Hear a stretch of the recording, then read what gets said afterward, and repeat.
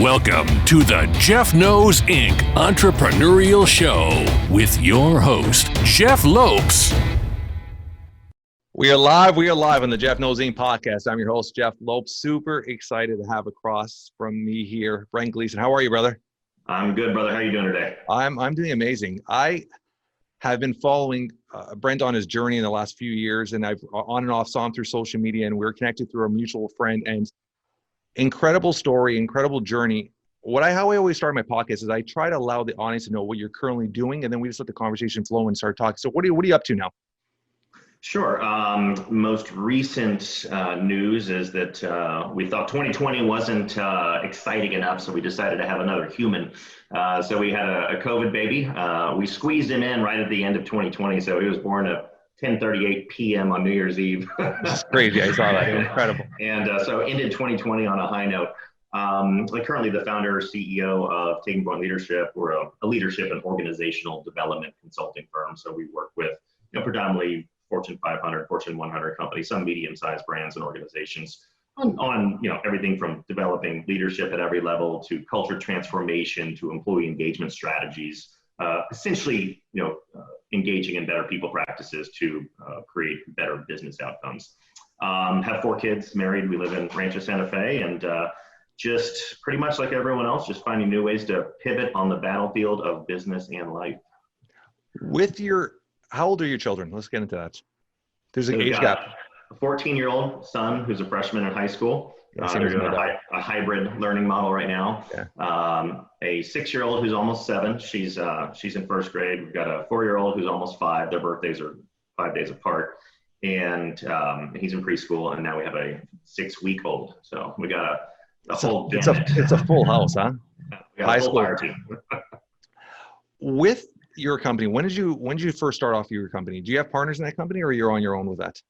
On my own with this one. This is my 3rd company. So first 2 companies, raised capital, had, passive investors. We'll get into that and why I put air quotes around that. And a business partner from graduate school. This business is solely my business. Now, I always like diving into that. How was your experience with a partnership? The partnership, well, first of all, I met, after I transitioned out of the Navy, I met and it's a very cliche story, I met my business partner in my MBA program. Yeah. But again, in large part, from a few things you learn in graduate school, a lot of what you get out of it is networking or possibly meeting, potential partners, strategic partners, investors, or just finding a path that you want to take from a business standpoint. I somehow have developed this mild taste for calculated risk, so I decided to jump head first into the world of entrepreneurship, just like you, which I've heard has about the same or similar failure rate as SEAL training. So luckily, it hasn't been easy, as we'll get into, but luckily, I've found ways to navigate that rather successfully. The partnership itself was great for about 10 years, but sometimes business partnerships, as the 2 individuals, for example, start to grow in different ways or start to have a slightly different vision on where to take the organization, or more importantly, how to take it there, that can become a challenge. Dual leadership is a challenge in and of itself, especially if there's vastly different management styles or variance, like I said, in the vision of the execution. So we had raised money for both of those businesses, so we did have boards of directors and investors to report into.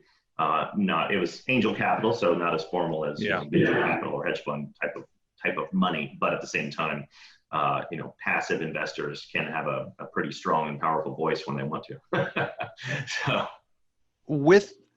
There's a whole bunch of areas I want to go dive into there, but one I want to talk about, when you left the military, going into back actually following your education. How was that transition, and what put you in your mind to actually transition back into school? Because you constantly, I've had a lot of gentlemen that have been in the military on our podcast, and it's that transition. If I'm going to be an entrepreneur, or I'm going to travel into back to school, or go into the private sector. There's so many different transitions. What clicked in your head to continue your education? As I was considering what that transition path would be, and had just done some networking, just conversations with other folks who transitioned out, and you hear about some of the challenges and struggles, but I've found and also seen in others that when they have a very specific executable plan, for that transition, and exact steps, and it's timed down and concise, and they know exactly what they're going to do. And there's a lot of pre-work done leading up to the actual time they leave the service. Typically, not surprisingly, are more successful in that transition than when there's a little bit more of a loose path towards what they want to do. So I found that, or at least my decision was that graduate school would be a good transitional period to sort of, learn new things, meet new people, retrain my brain towards, thinking like a business person or potentially an entrepreneur, which initially, interestingly, was not my vision for what I was going to do. What was your original vision? I had been a financial analyst for a large global commercial real estate development firm prior to the Navy, only for a year, but still it was kind of my educational background and my brief professional background in the business world. So, and when I got out, the real estate market was still booming. This was, of course, right before 2008, 2009, didn't see that ambush coming. And so, and living in Southern California and San Diego, where especially the housing market was just on fire. And of course it wasn't a bubble. It was never going to end. So we're going to ride that whole train to glory town. And so the graduate program I entered was basically a combined MBA and Master of Science in Real Estate. So real estate development was initially going to be the path, and then learned enough about it in grad school that it terrified me. So a lot of risk, big reward, but also can be potential for big loss. So we went the technology route and created our first company was a home finding search engine, basically an early version of Trulia or Zillow. And how long did you have that company for? Had that company we had it for an extended period of time, even overlapping when we started the second business. So in 2008, 2009 happened. That was my first real experience, kind of like we've experienced over the past year now almost with COVID. First dramatic shift or necessary strategic pivot on the entrepreneurial battlefield. And the housing market imploding didn't crush the business right away. But typically, as you know, when there's external factors or economic factors that are impacting a business, what's the first budget that goes? Well, usually marketing and other types of business development initiatives that don't, usually it's marketing is the first to go. So we were a very simple revenue model where people would pay us, it was a reoccurring revenue model. They pay us monthly fees to advertise and generate home buyer leads for their properties, just like these guys do. And so that business quickly plateaued and then gradually started to shrink as people started canceling contracts and things like that. And just these housing communities, condo towers were getting ripped back by the banks, and a lot of things that were out of our customers' control anyway. So we had learned so much about digital media, marketing, analytics, lead generation online, media buying, that we thought, well, maybe there's an opportunity here to create initially just an alternative revenue stream for that business and provide those services to the clients we still had, the customers we still had. And that business just started taking off. It started, it was doubling or tripling in size revenue-wise every year. Headcount-wise, we were doubling in size every year. So the other business, we shifted basically all our resources and energy into that one and kind of let the other one fizzle out a little bit, and then eventually shut it down a few years later. But and then I sold that basically a digital media agency in late 2016 to start this company. Did you have an exit strategy in mind prior to that? No, the exit was a bit more organic, having to do with what we talked about before. Some new opportunities that I was really passionate about that didn't really correlate with that business, along the lines of speaking and leadership development, some things that I'd found. I didn't necessarily have a passion for the industries those first two businesses were in, but I found that I loved building organizations and people practices, and building a great culture and developing leaders and seeing how those all of that collectively helps an organization navigate change, growth, sustainability, profitability, basically generating desired business outcomes through enhancing the performance of people. So drawing on a lot of the leadership and culture practices and principles that forge elite special operations units, and seeing, well, how does some of this apply in the high performance team attributes of a business organization? So let's rewind a bit.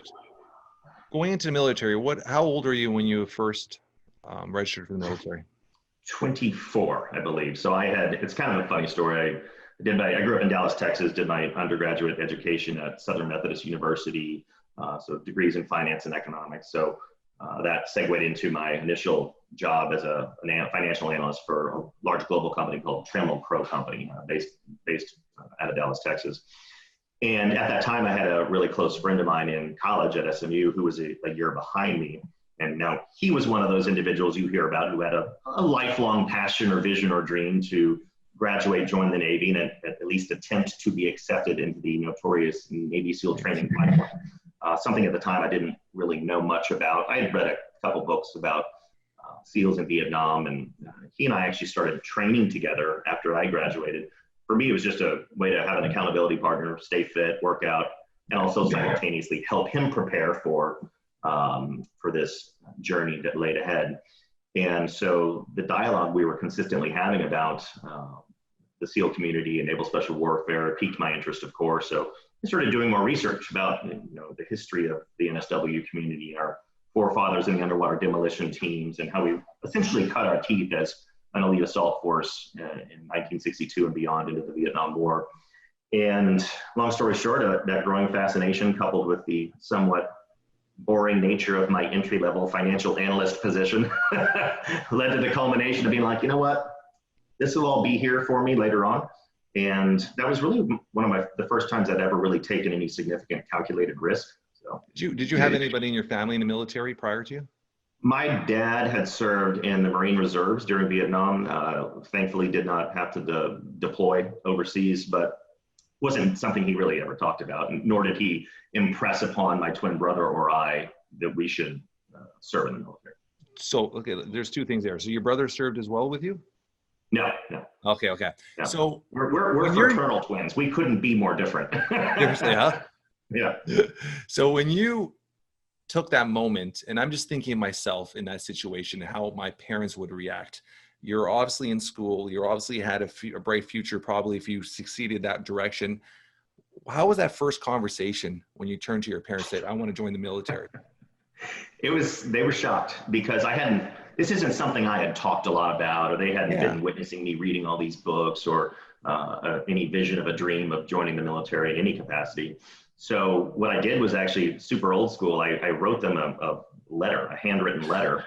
I remember because I did it at my desk on the 42nd story of a high-rise tower in downtown Dallas when I should have been, working. And as basically the letter said, hey guys, thanks for everything you've done for me thus far. I'm going to make a bit of a career transition, at least for now. And I'm joining my buddy Matt. I'm joining Matt on his journey to not just join the Navy, but to try out to become a SEAL. Obviously, anybody hearing that who at least has some understanding of the extremely high attrition rate of a program like that is going to tell you that, it's too risky, especially if that's the only thing you want to do in the Navy, for example. I always joke that the SEAL program is a fantastic recruiting tool because 90% of those guys end up in the fleet and they put them wherever they want. And so obviously got a bit of a pushback, but my parents have always been extremely supportive when it comes to developmental opportunities, well-roundedness, and just general things like that when they can tell there's a passion behind it. And once they realized how serious I was, that this wasn't just we'll see how this is going to work out. People with that mindset typically don't make it that far in the program. And so they were supportive, I would say cautiously optimistic, but having that support was important. Now, granted, this was right before 9/11, so a little bit of a different implication. It was peacetime, so they're like, well, it's a dangerous job, it's risky, but at least we're not at war. And then 9/11 happened literally 3 days before my SEAL training class started advanced training. So the pipeline is roughly, can be 14, 15, 16 months long, depending on how they adjust things. Yeah. So you get BUDS, which is the first 6 months, typically what you see, on TV, movies, and documentaries, the basic underwater demolition, where you have Hell Week and all that other stuff. Then you go to SQT, or SEAL qualification training, which is the advanced portion of the pipeline. So that week we had between BUDS and SQT was 9/11. So that obviously was a huge dramatic shift in the mindset of military service at the time. Yeah. So when you did graduate, how many deployments did you have? 3. And then, so I had not, we had, so Afghanistan had kicked off, and then I was assigned to SEAL Team 5. And so you go into a platoon cycle, which you do your workup, all your training, your individual professional development training. So you go into different schools, then you link back up with your platoon and do platoon training as part of your workup, and then you deploy. And then that's kind of your cycle as you go. So we were actually the first task unit deployed into task units. Typically, we call it a troop now, but typically about 40 SEAL operators with dozens of support staff. And so we were deployed into Iraq in early 2003 as essentially the first SEALs, or SEALs. There were other tier 1 special operations units working there as well, but the first SEAL task unit to work in and around mostly Baghdad, Ramadi, and Fallujah at the time, doing what we call capture or kill, essentially hunting down the guys on the deck of cards or blacklist or what have you. That's so when you came back, your first time back, and where was your mindset? Like, you always hear and you speak to gentlemen that are in the Navy or Navy SEALs, that brotherhood, that excitement is like you need that back again. Did you feel that at your second deployment, is like that energy you needed, you had to consistently want that? Like when you left the third time, was that need still there? Yeah, it's always there. It's interesting. It's interesting you mentioned that because, again, I'll caveat this. My contribution to the war on terror as a special operator pales in comparison to some of my, brothers and our sisters out there who are, career military people and their families who serve alongside them. And, I've got buddies who've done 14 or 15 combat deployments. Wow. So you can imagine what that, progression looks like as them as an individual, or even mental health, or how it impacts their family and marriage and parenting. That's not something I had really wanted. I was seeing guys on deployment. We'd get home from a rough op, and they're on the satellite phone with their pregnant wife who's about to give birth, and they're not going to be there. And, so just this dynamic of different types of emotion and balancing relationship and supporting your spouse and raising your kids over Skype. It's a, challenging thing, but kind of going back to your point, one thing that we've seen a lot of guys do who've had really, really horrific experiences, like Marcus Luttrell, for example, depicted in the book and the movie Lone Survivor. One of the things that was positively impactful for him wasn't to, after going through what he did, wasn't to transition out, was to stay in. And kind of piggybacking off your point around the camaraderie and the need to have that support network that really gets it and understands it. I think he did 2 more combat deployments after the Operation Red Wing occurrence. So yeah, it's important. And it's also kind of going back to the conversation around transition for guys. It's tough because that type of community and culture is almost impossible to replicate in the civilian world. Were you married? When did you get married? How long have you been married for? About 10 years. So no, I was not married then. So it was, So you met your wife after you came back out? Yeah, ironically, I met her at a SEAL wedding in Costa Rica. So one of my best buddies from Buds and SEAL Team 5 married her childhood friend from Newport Beach, California, and we met at their wedding. So yeah, that's awesome. That's awesome. Yeah, I mean, it is a difficult situation when you hear exactly what you're saying, where you're overseas and you're trying to still keep that relationship going and having children. And that's why I was asking you if I wasn't sure if you had passed that or not. So with the leadership program that you're currently running, taking point, when you started this company, where was your mindset? Like, did you imagine it growing into this, where we talked about before you went on air, you're working with sports teams, Toronto Raptors, which is our local team here. Did you have that mind already where it was going to go? Because that's pretty intense client base you're working with. Where was the first steps and where did you see it going? The first step was to write my first book, which I wrote that as a strategic step towards creating the foundational principles of much of the leadership and culture elements and curriculum and learning modules that we train, for lack of a better phrase, and with our client partners. So I wanted to write a book that could be a great thought leadership piece, also help me collect my philosophies and do the appropriate amount of research, because it really was essentially like writing a doctoral thesis on change management or change leadership in a modern organization. So did a lot of research for that book.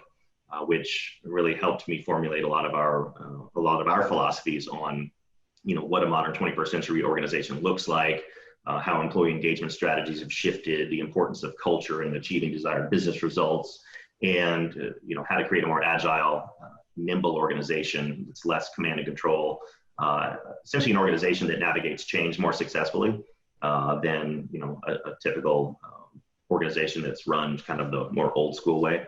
And so the book was step one, and then building a curriculum and team around many of the foundational principles in that book to create an organization that helps.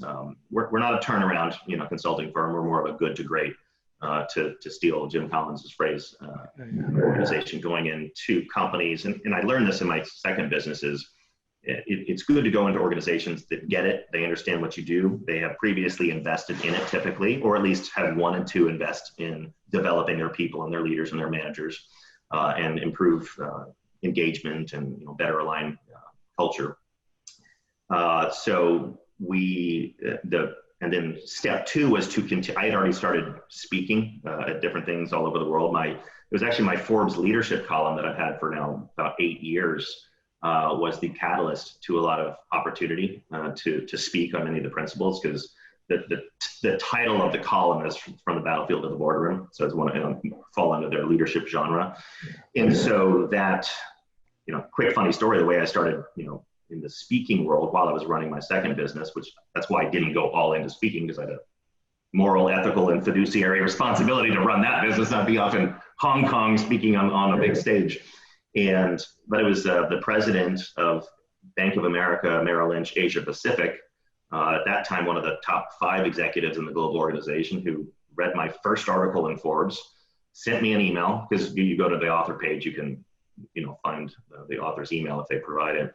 Sent me a personal email just saying how he loved the article, and a guy who just was really fascinated with the culture and mindset of special operations, awesome, high energy, fitness obsessed Australian guy who just rose in the ranks within the investment banking world very quickly. And the guy's a couple years older than me, and now the number 3 at Bank of America. It's like astonishing mindset of this, how not just intelligent he is, but how the drive that he has in every aspect of what he does. And he asked me to come do a series of keynote presentations and breakout workshops at their 3-day global leadership summit in Hong Kong. That was the following month. Didn't ask if I was a speaker, didn't ask to see any videos or for a website or references, nothing. Didn't even ask about details of the existing programs that we had, because I had none. So, you're an entrepreneur, so what do you think I said? I was like, you're damn right I will. Those opportunities would come once in a lifetime. What's crazy is we're having this conversation. I was recording another podcast earlier today. We're just having this exact conversation where it's so important for people to understand. A lot of people get in that drifting mindset when they start, whether it's building themselves as a brand or doing social media or whatever it is. If they don't get that initial reaction or initial engagement, they always feel that mindset where it's that mental game they're playing with themselves, where they feel like they're failing or they're not achieving.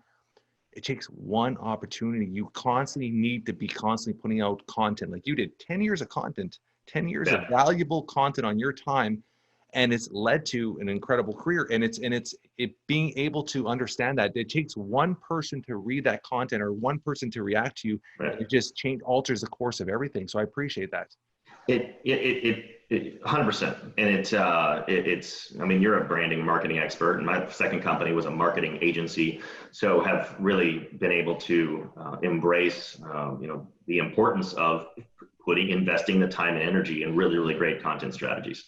And that was just a great example. And that content strategy was the momentum for starting to build speaking opportunities. And I didn't do a lot because I was running the other business, but I had enough of a foundation of both content and previous speaking clients who were global brands, many of them, to have a persona of, being a globally recognized speaker. Not smoke and mirrors, but technically I was. And so after writing the book, I also used the book and also the previous speaking engagements and the content we already had to continue to ramp up speaking. So I sold the business 2016, 2017 was write the book and double double your speaking engagements and speaking revenue, to continue to develop that momentum. And then 2018 was build a business around it, build the team, so that it's, can't be all this guy. There's no exit strategy from Brent Gleeson. It's build a brand that is now taking point leadership, and a team of experts far smarter than me. I just take credit for all their work. That's great leadership. The minute you can fire yourself from a position, you're doing well for yourself, right? Right. Now, I'm gonna dive back to one little thing. I want to ask you a quick question. I always ask everybody this: when you first stepped on stage and you flew out, and Bank of America, you're doing your first speech, how was your first reaction? How was your first mindset speaking on stage? I always like hearing people's reaction. Terrified. It's crazy, huh? I had done like some panels or a short 10 or 15 minute presentation on, let's say, like digital analytics or something that I didn't really care about, like at a digital marketing conference, more of a sales and business development thought leadership strategy. Just me clicking through a deck and talking about whatever. Not the same thing at all by any means. So my first real event was in front of a few hundred senior people from Bank of America Merrill Lynch in Hong Kong. Yeah. So I was, I just like I still do today, just like anybody who has the drive to continually improve, I have a very regimented preparation process. Even if it's a similar presentation I've done 3 times that week already, it's still very, very regimented. Yeah. And so I prepped for weeks for this thing, working with the content with my buddy now. We're actually the guy I'm talking about, we're now godparents to each other's children. We travel with our families. So you never know where these relationships will go. I will say, but when we talk about opportunities, one thing you learn quickly as an entrepreneur is not every shiny object is an opportunity you should pursue. This just happened to be one of those ones where I felt a passion for it. It didn't feel random. It didn't feel just purely opportunistic. It felt like a good strategic move to engage in this, while also being able to bring business to that existing digital media agency too, using my speaking and my brand to bring clients from a marketing perspective, which actually worked quite well. And now it's a similar, if not same, business development strategy. But 95% of our ongoing leadership development clients began with a speaking engagement or a sales kickoff meeting or a 2-hour workshop that we provide. So we, did that, and I remember my wife back then, pre-kids, she would travel with me. Now, she never wanted to go to like Nebraska, but if I'm going to Hong Kong or London, she's like, I'm in. New York, 100%. And she's like, I like you a lot better after you're done speaking, because I'm so in my head, especially in those first few years where I didn't know what I was doing. I would prepare and I go very scripted, but if you're going to go very scripted, you have to rehearse like hell so you don't sound scripted. And so you can pivot off the script and come back and not skip a beat. That's just my style. Everybody has kind of something different, but yeah, so nervous. And so that's your style. So you like scripting everything. You like having everything memorized in your mind? For the most part, yeah, about 95% scripted. Because for me, I want to make sure that I'm getting the exact point across in the exact way I want to, providing the right amount of data or information or telling a joke at the perfect time. If I'm too unscripted. Now I've gotten, obviously over the years with the experience, I can speak more off the cuff in any type of scenario, but foundationally, that's kind of how I developed as a speaker, but then have been able to be much more unscripted as I go, because now all these things are floating around in my head and I can pull from this bucket or that bucket and assemble them quickly if I need to. Yeah, I love that. Your children, I mean, that's something I'm very passionate about. We talked about before we went on air, Entrepreneurial Dads. Your children, first off, let's talk about 2 things. One, as a busy entrepreneur, how do you find the harmonization with family and parenting and business? And how do you, I don't like calling it balance. I like calling it more harmonization. Like, is it scheduling, blocking? Like what's a big part of your schedule?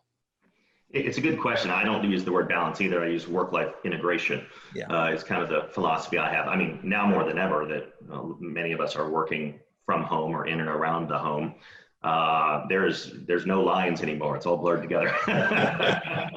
There's pros and cons to all of that, but challenging, because when I got married and I was running my second business, it was a traditional, I'm going to the office at our San Diego headquarters. We had offices in New York and Vegas, and get there at 8 and be home by 5 or 6, normal schedule. not much traveling at all, just for some sales or client trips here and there. Now, when I exited that and started head first all in into speaking and traveling to develop, the leadership side of the business and gain new big clients where I need to be face to face with them, I was traveling all the time. And a lot of the speaking and consulting realm is somewhat seasonal. So during the busy times of the month, so January, February into March, and then you're getting into Q3 and Q4, gone every week. And sometimes it's leave it on a Sunday, come back on a Friday. So very challenging. I have been blessed with a very, very supportive wife and a great mom and kids who are understanding. But at the same time, that can only sustain for so long. Yeah. For all of us, and for me too. So one of my strategic imperatives for 2020, for example, was to continue to enact some of the strategies that we needed to for building the team, shifting a bit away from so much speaking, being selective in the speaking that we knew was only going to drive revenue to the other side of the business, which was long-term consulting. And then, continuing to deploy the team out more to client sites and offsite events and meetings, as opposed to me always being there. And again, just an entrepreneurial initiative of, working not so much in the business, but on the business. Yeah, 100%. And hadn't totally figured out how I was going to do that. And then God blessed us with a global pandemic. And boom, travel went from every week to not at all. So I've traveled maybe 3 times in the past year. So. Yeah. And do you appreciate it more now that you're spending all this time with your kids and you're seeing them grow? Is it a different mindset all of a sudden? And obviously now you have a newborn, so this is a different world altogether. Back to diaper changing. Totally. It's been fantastic, and now granted, obviously the business has initially struggled, from March and into the summer, where our largest revenue stream and business development initiative, went to zero initially. While everyone is trying to figure out, well, what is, adoption of new technology and digital transformation and people getting used to working remote or doing things like this virtually. Nobody wanted to do it virtually because we're like, well, we'll wait till all this blows over and then we'll get back to doing things like we've always done them. So there's a lot of positive benefit to this that creates scalability and organizations finding massive cost savings and rethinking their workspace needs and the money they spend on that. I feel bad for the people in the commercial real estate realm. But again, a lot of this transition, because adversity breeds innovation and creativity, and reassessing, how we spend our time, but also what we invest resources in as a business too. Let's talk about that quickly, because I do invest into commercial real estate quite a bit. I'd like to hear your mindset with that.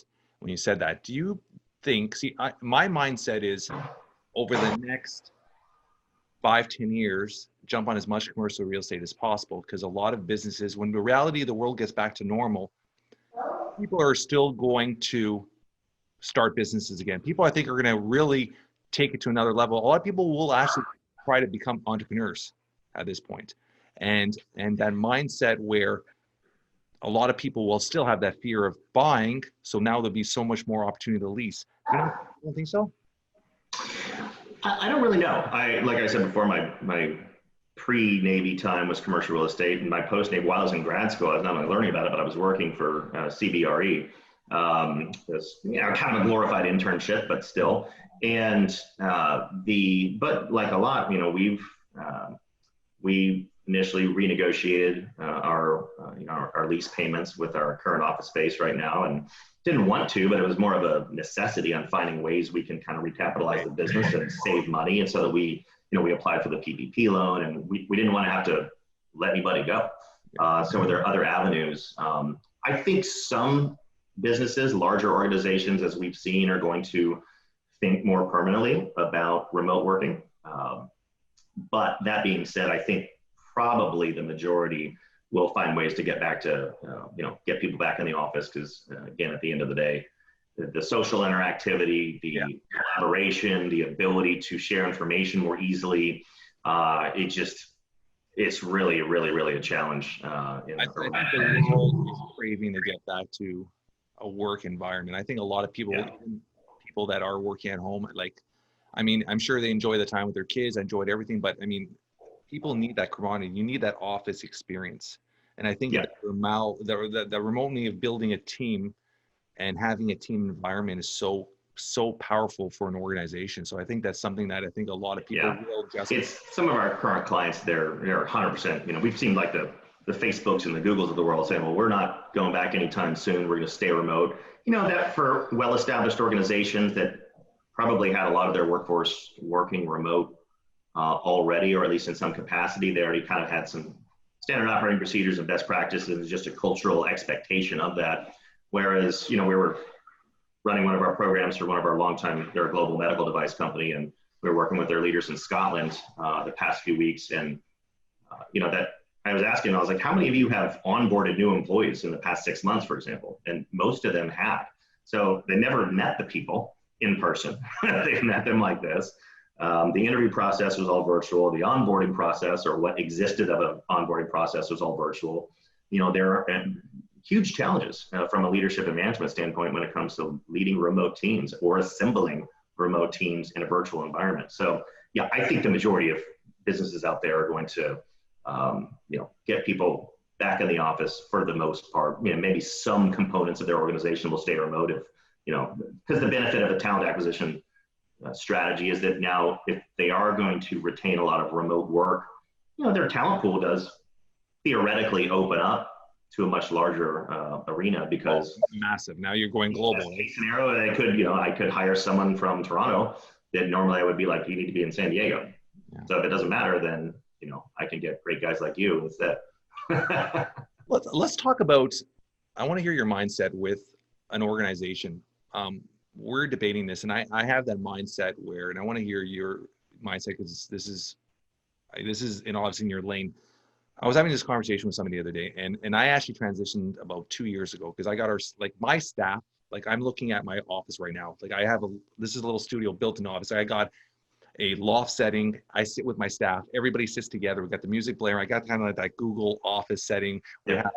We have it's a loft setting, so we overlook the warehouse. People work in the warehouse. Like everybody's like throwing things back. It's just a really relaxed environment. I like having that relaxed environment, but I also run it as a team. 2 years ago, I used to run everything as a family. I would treat everybody like family, have barbecues, all that stuff. And I actually had this conversation with somebody about 2 years ago, and he brought it to my light of sports teams and having everything run. And that's something I transitioned to. It's like, I'll transition to like hockey team, for example. We're from Canada. We got 4 lines. We got your top tier line, which is your stars, your highest paid. Yeah. Second, third, and then you have your fourth line. The fourth line are not going to be as talented. They're not going to do as much. But their job is, whether it's killing penalties, is needed. So I look at all our team, and everybody on that team is replaceable now. But we all have one end goal, is to win the cup. And we always have our charts on our boards. And this is our month goal, this is our 6 month goal or 1 year goal. And everybody's aiming for the same thing. We run it as a team. Where's your mindset with an organization? Is it a team? Is it a family? Where's your mindset with that? I love that question, because that was actually, although well-intentioned, when people think of like the family environment of an organization, people think, oh, that's going to resonate with people. They want to be part of a family. Who doesn't love that concept?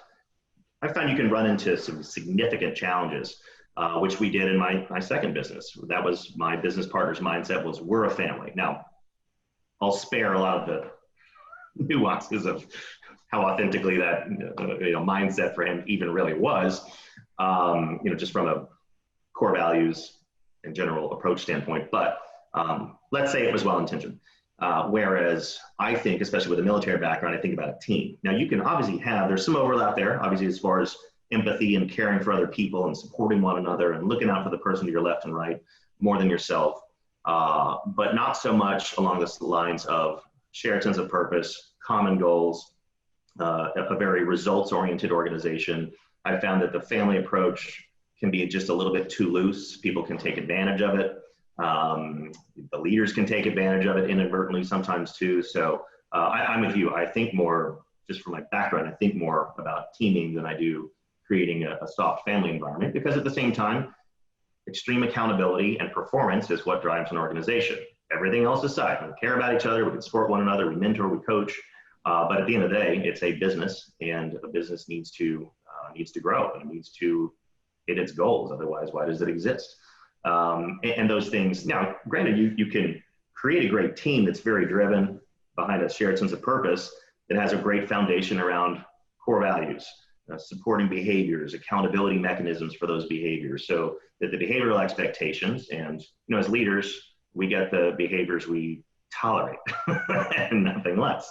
So you can create an environment where your talent acquisition strategies match with that foundational behavioral environment. Your onboarding does, your training and development does, the decisions you make both internally and externally, even with the clients and customers you partner with, should in some semblance have something to do with your core values and the principles that the organization was founded upon in a best case scenario. But it still has to be a team. The family environment I found is a bit too soft, and it doesn't quite generate the outcome that the business really needs to thrive.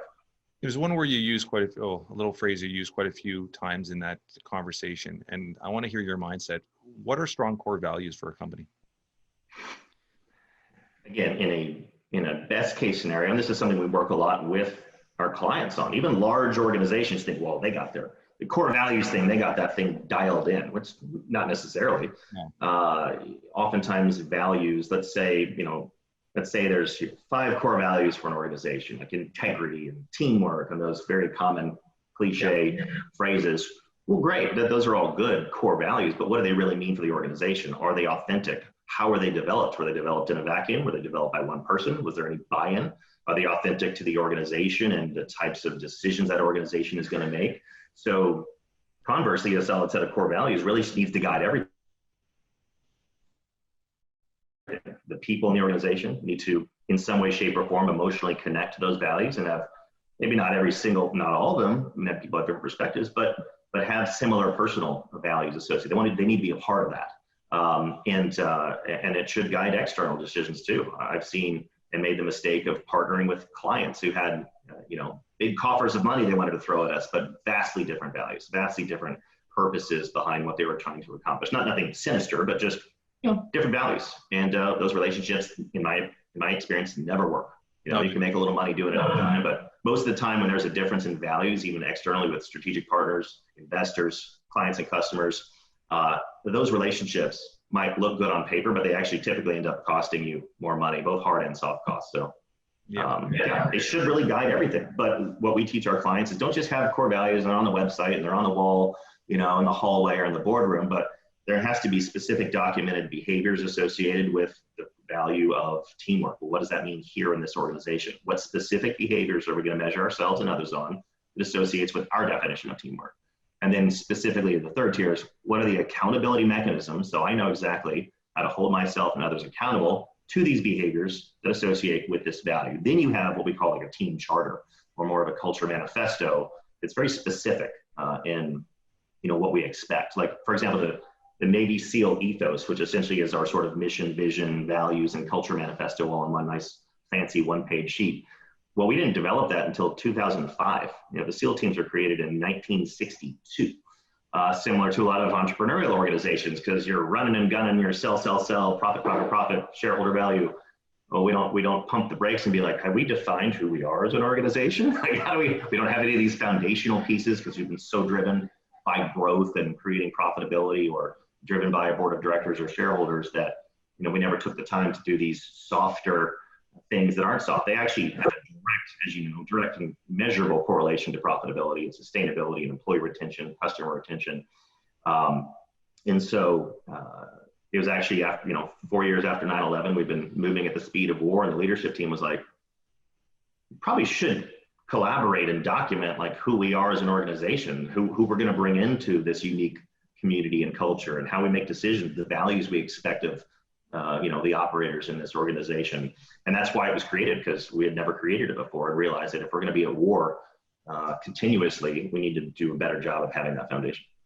I love that. And I love how you said that, because a lot of entrepreneurs, when they first start their companies and they take off and they're running, their core values and their mission statements are just a couple of words put on a piece of paper to put on their website. And when you go into a business, and I do this all the time, and you go into a business and you see the culture and you see the environment, you see how it's run, it has nothing to do with what they put on paper.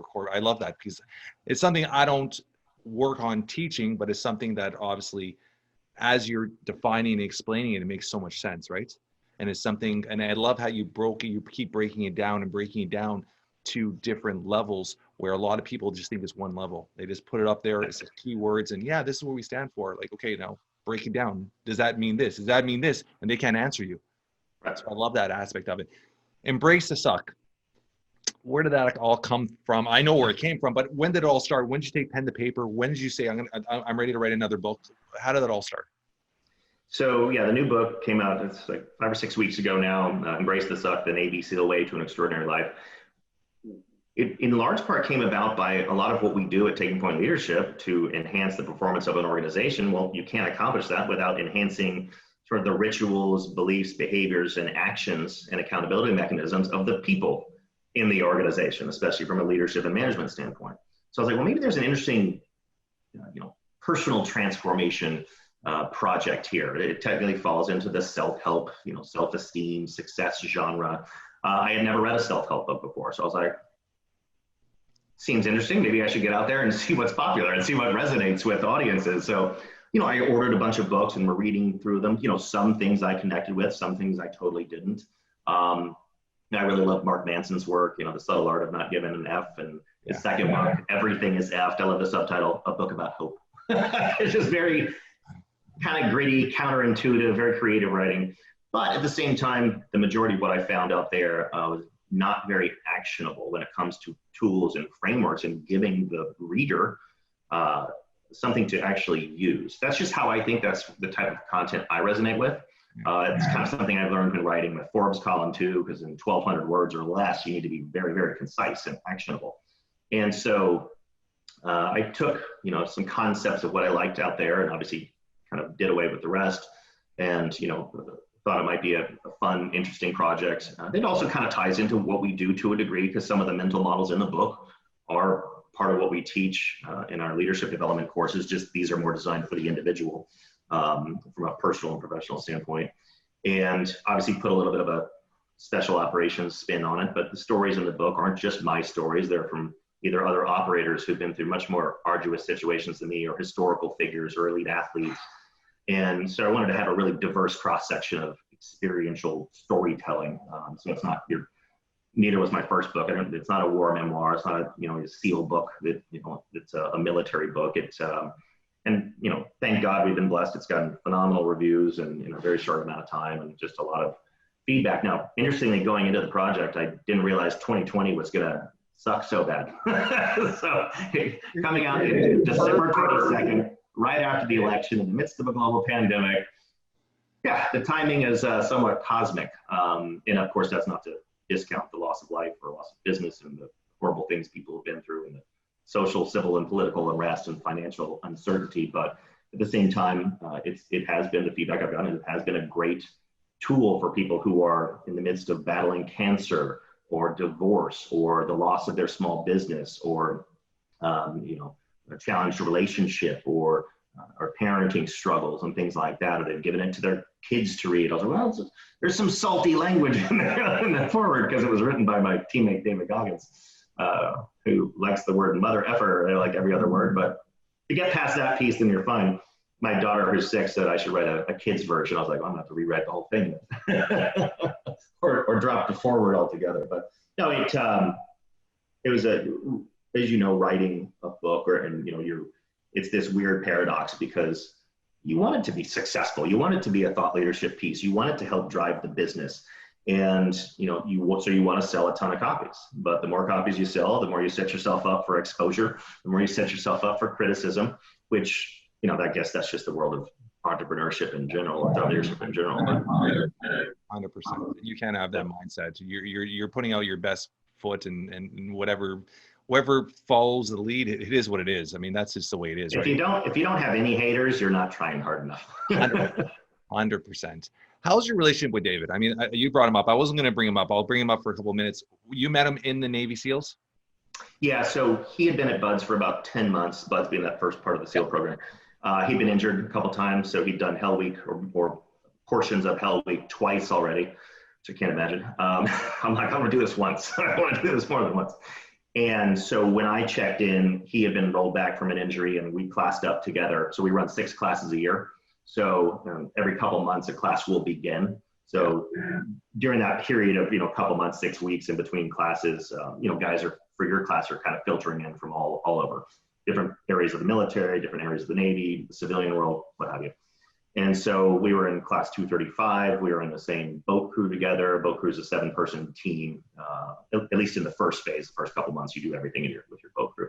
So, got to know him really well. Definitely a very, very, very unique individual when it comes to, drive and mindset. And one of the things that I started studying and researching when it comes to resilience and a growth mindset and mental fortitude is, where does it come from? There's that philosophy that, well, it's the greatest people with the most mental fortitude have had it hard their whole life and decided to navigate those hardships. That's not true. Like David and I, for example, have wildly different backgrounds, totally different personalities. It couldn't be more different. But worked well together. We're friends. He's not exactly a people person. I would say that if he was sitting right here, he would tell you the same thing. I found that a lot of the funniest comedians are like the most depressed people in the world, and sometimes the most motivational people out there don't like people. But for some reason, we're drawn to them based on their mindset or their content or elements of how they think that we want to adopt. And, so we, and then we went to the same team together. Now we were in different platoons, different task units, so didn't really see each other that much. Even in a small team, if you're in a different platoon, you're on a different training cycle, you're in different parts of the world or different parts of the country training or on deployment. So you're not really spending that much time together. So, and then I transitioned out. We've just kept in touch over the years loosely. Typical team guys we're not really great communicators. It'll be like 3 years will go by and you're like, what's up? Like, what's up? I was gonna ask that. Is there your team, do you still keep on a communication with all of them? Not everybody, but yeah, definitely people I was closest to, and guys who've either are still in or who've transitioned out, and we collaborate on business or travel with our families together. So usually a smaller contingency, just because we're adults and we only have time for so many close friends and acquaintances. Yeah. But yeah. And again, what's interesting though in a positive way about a community like that is that we can, maybe this is more of a guy thing, not to bring gender into it, but we can go for 3 years without a single communication. It'll be like, what's up? Oh, by the way, I'm in San Diego, want to grab lunch in an hour. You're like, first of all, a heads up would have been great. How are you doing? And then literally like within an hour, it's like you didn't skip a beat. So it's a really interesting sort of social dynamic where, we don't have to communicate a lot, but that doesn't change anything. That doesn't change anything for that person. Yeah. So anyways, to close the loop on that, when I said, I was like, well, I'm going to write a book about resilience. And David and I collaborated with him on his first book just to, he had reached out just to refresh memories on different stories from Buds and Hell Week and stuff. And so I was like, well, it's a book about resilience and mental fortitude and expanding your comfort zone. So maybe who better than to have write the forward than David? Yeah. I mean, he's built a great, and I don't even think he's even tried. That's what makes it so incredible. He's built this great following and it's zero effort on his part. It's just, I brought that. It's funny you say that because I brought that up. I was texting with him after a trip to New York. I had narrowed it down to, I was with Simon & Schuster from Publishing Company for the first book, and then I transitioned to Hachette Book Group for the second one. And I made that decision after a trip where my literary agent set up, 4 meetings and met with all these different ones. And one of the young ladies with one of the other publishers, David's name came up because he was writing the forward. And she's like, that was because he was going down the path to a formal publishing company and then decided, I'm going to do it on my own, self-publish. And people are like, oh, that's a big mistake. And obviously a publishing company saying, David, that's a big mistake is more self-serving for them. But I think, a lot of people were like, why would you do that? It's you can be very successful that way, but oftentimes you don't have the resources that the publishing company can help provide you with. Now, granted, he was already in the midst of building a phenomenal, and owning a digital marketing company that had a whole social media department, I've never seen anything like that as far as organic growth around a following. And so she called it a self-publishing miracle. And so I was texting David, I was like, hey, you wouldn't believe what this girl said. She was like, she called your book a self-publishing miracle. That just lit us up. He's like, what? He's like, how about it's just a great, well-executed strategy? I was like, okay. I was like, she didn't mean it like that. But his point was, in the colorful tone that he likes to communicate in, was that there was a strategy behind it. And he does have a small team, and it's his now wife or fiance, I forget where that dynamic has gone. But they've been together for a long time, and she really does help drive a lot of the strategy behind social media, the marketing, and things like that. So there was a bit of a strategy there. I don't think they expected it to explode the way that it did, but once they gained that momentum, it's just been a speeding freight train upwards for them. So yeah, I mean, he's I think a huge aspect of it is he's been simplest word, real. And I think that's one thing he uses on a regular basis. He was himself, and he didn't stream off it to make anybody else happy. You can't continue that path.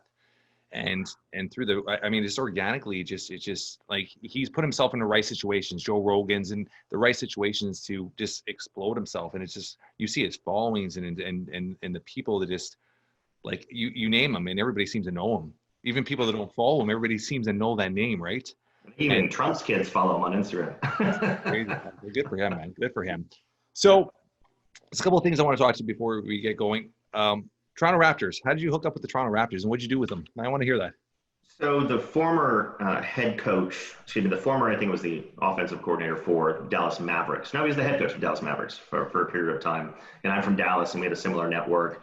And so one of my buddies from SMU who kind of worked in and around the sports arena there in Dallas put me in touch with him, Dwayne Casey. Dwayne Casey then took the job as the head coach, as you know, of the Toronto Raptors. And so they had been, it was just one of those opportunities that came up. They had one of their last preseason dinner events. And so they had, we were in touch, and they asked me to come out and speak to the group. So I did that a couple times, but it's a great experience. To my joke earlier, I was like, you forget how young professional athletes are. You just think, well, they're on TV, and I just associate with them. So I make these just assumptions that we're sort of similar in age and experience, but we're not. I think the veteran on the team at the time was 26, like the oldest guy, the most experienced guy. Everyone else being like 18, 19, 20, 21. I've never felt shorter in my entire life. I'll tell you that. Yeah, athletes, and just the money thrown around and their exposure is incredible, right? And a lot of them aren't properly running themselves as a business. And I always talk about this. If pro athletes ran themselves as a business, they would be so set. And that's the biggest thing. I actually had a conversation a few days ago with a gentleman that helps a lot of pro athletes. Not, I want to say pro. He works more with Division I, with more college athletes that have built this identity around the sport. And when they leave the sport, that transition and they build identity. And this is something you probably talk with the military as well. You build that identity around it in that transition. And I think that's very hard with a lot of athletes, even guys that are at the peak that have made millions and millions, that identity stuck to them. And it's very hard. Where's your mind thought with that?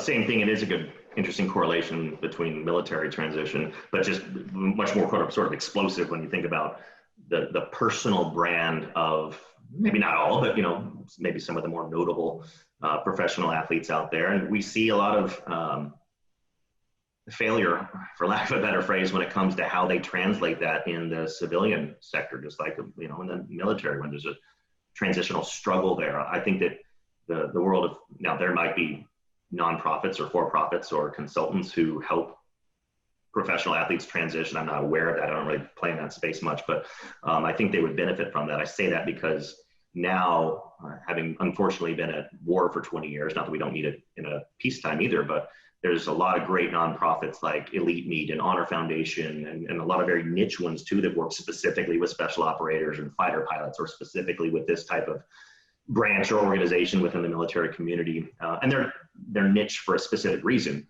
so that they can be very targeted in how they help the transitioning person tell their story and create a narrative around their personal brand, so they can obviously find a career path that they want, or potentially entrepreneurial opportunities that they desire. But most of us need help and mentorship when it comes to the how of creating a personal brand. That can feel uncomfortable for a lot of people. Delving into thought leadership can be a little uncomfortable for a lot of people. So regardless of which path you're going to take, whether you go to grad school or Goldman Sachs or start an apparel company or whatever it is, like we talked about, you've got to have a personal brand. You've got to have the ability to design and execute and distribute great content. Even if you're looking for a more traditional career path in corporate America, you have to be recognizable. So I think in the world of sports, I think they could, benefit from, again, maybe there's organizations like this, but, helping these young folks transition out and, and finding a way to translate those skill sets and their behaviors into their resume into something that's going to obviously have a long-term personal, professional, and even financial benefit. Because I forget what the stat is, but these young guys make a lot of money, but spend a lot of money traditionally too. They don't build a lot of sustainable wealth over that time period. A quick question: Have you, through your journey? These are just, as you're saying things, I'm just thinking of things. Through your journey, did you have any mentors yourself? Yes. So, is there one in particular that really made a massive massive change in your yeah, vision? I mean, one that was interesting that kind of lasted through a couple of different transitions is one when I told my parents, and they understood that I was serious about leaving the world of finance and enlisting in the Navy for this particular program. So my dad, who had been a swimmer at SMU as well, put me in contact with one of his former swim teammates who had gone to SMU, transitioned out, and became a SEAL during Vietnam. And this guy was living, ironically, out here in San Diego, in La Jolla specifically. And my dad said, well, you need to talk to Tom. I think initially my dad's strategy was to have Tom talk me out of it. Well, that backfired. And Tom had transitioned out and was running a wealth management business within Merrill Lynch, very successful. And guess who became one of my very first investors in my first business. So again, you never know where these relationships will go. So obviously, if I had to pick one, that would be it, because there was some obviously mentorship when it comes to transitioning into the SEAL community and throughout that journey, and then mentorship, transitioning back into the world of business too. So. Yeah.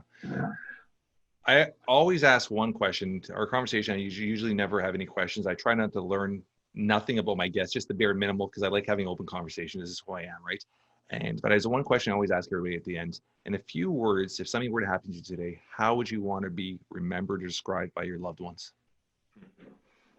I love that question, because it's actually how I close out the book. Is the last chapter is really about, kind of inspired by Stephen Covey's 7 Habits of Highly Effective People. Number 2 being, thinking with the end in mind, behaving with the end in mind, making decisions with the end in mind, sort of your own personal exit strategy, and then working backwards to, make better choices, invest time wisely, build good relationships, be a good, spouse or parent or mentor or responsible business person, or someone who gives to causes greater than themselves. It's, so I talk about your eulogy virtues. It's probably not going to be someone standing out there being like, he drove a great car, really made a lot of money, and how many Instagram followers he had? Well, yeah, it's crazy. Usually, it's not going to be that, or at least you don't want that. It's probably not the type of scenario you want at that final day when you're passing on to something greater. But I think it really has to do with thinking about what kind of mark you want to leave on the world, especially as it relates to your kids and your family, your business. We're big believers in giving back. My wife and I we're an ambassador family for March of Dimes, and I'm on the executive board of the SEAL Family Foundation, and so we've always been big proponents and believe a lot in giving both time and money to causes greater than ourselves. Obviously, you want to have causes that you're passionate about, that you're emotionally connected to. But also that's been one of my drivers. I remember when I first became an entrepreneur, I was like, I want to be successful enough and generate enough income so that I can give time and money to some of these types of causes. So I think along those lines, I'd be very blessed if that's the type of thinking people would associate me with. Yeah, I love that. I mean, it's when you get to a certain aspect in your life and you have obviously different situations that are going to trigger you to be emotionally attached to a charity or to a cause. Like my son, as I told you, we've spent countless hours, 4 months of his life as sick kids, but we're constantly there. And that's a big connection to my heart. We do stuff all the time. We recently just did a 24-hour, which is obviously a big part of COVID. We did a 24-hour fitness thing where we raised $14,000. Like, we're always constantly doing little things that are involving the community, that are involving as many people as we possibly can to give back. because I mean, at the end of the day, I mean, money means nothing to us, right? At the end of the day, money's not gonna follow us underground. Yeah. No, and I appreciate that. I appreciate what you're doing. This has been an amazing conversation. I appreciate you. I appreciate you doing this. I appreciate taking time out of your busy schedule to do this. And yeah, I'm glad Mike connected us. He was like, "You're gonna love this guy." is there anything last minute you want to leave with our audience? No, just kind of along the lines of what we're talking about is, and how I conclude the book is thinking with the end in mind. Think about something. We've all been through some pretty significantly challenging times. Whether it's business-wise, personally, or mental health, or financial strain, or just general exacerbated situations that already exist around marriage or parenting or business. Think about one or two things that you really want to change in a positive way, and develop a concise, measurable, time-bound plan, whether that's in your personal life or a fitness goal or engaging in better wellness activities or within your business, and get it done. Don't do it at the expense of other people, but get it done. So think with the end in mind and work backwards to develop a plan of action and execute. I love it, brother. I'm going to put on all our show notes, how to get a hold of you, how to follow you on social media, how to purchase your books, how to get a hold of your company. If you're you do medium and large size companies? Yeah. So I'm going to put all the information in there and get a hold of you. And we do get quite a few downloads, so you'll hopefully get some reaction with that. And once again, I appreciate you. Thank you so much for coming on the Jeff Knows Inc. podcast. Thank you, brother. I appreciate you, man. And let's do it again sometime.